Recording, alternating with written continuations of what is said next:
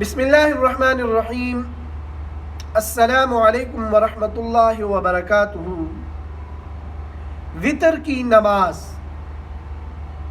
وطر کے نماز کے بارے میں آتا ہے کہ رسول اللہ صلی اللہ علیہ وسلم نے فرمایا کہ جو شخص وطر نہیں پڑھتا وہ ہم میں سے نہیں، جو شخص وطر نہیں پڑھتا وہ ہم میں سے نہیں، جو شخص وطر نہیں پڑھتا وہ ہم میں سے نہیں۔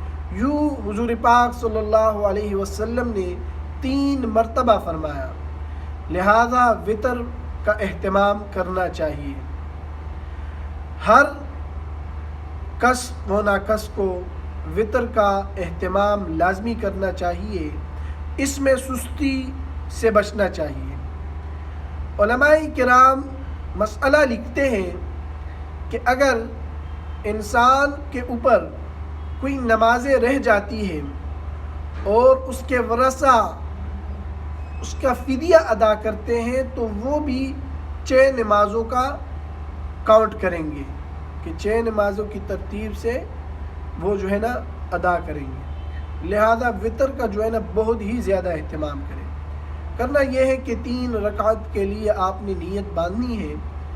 پہلے 2 رکعت ادا کرنے ہیں، عبدہ و رسولہ تک جب پڑھے تو آپ نے کھڑے ہو جانا ہے، اس کے بعد الحمد شریف پڑھنی ہے، اس کے بعد کوئی سورت پڑھنی ہے، اس کے بعد آپ نے دونوں کانوں تک ہاتھ اٹھانے ہیں اور اس کے بعد آپ نے دعائے قنوت پڑھنی ہے۔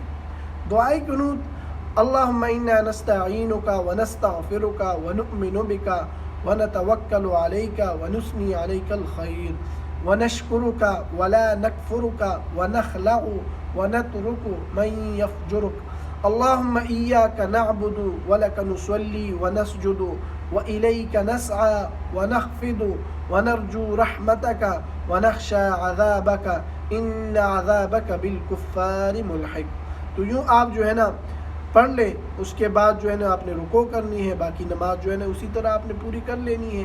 3 رکعت کی آپ نے یہ وطر پڑھنی ہے۔ انشاءاللہ العزیز امید کرتے ہیں کہ آپ کو سمجھ میں بات آ گئی ہوگی۔ وما علینا الا البلاغ المبین۔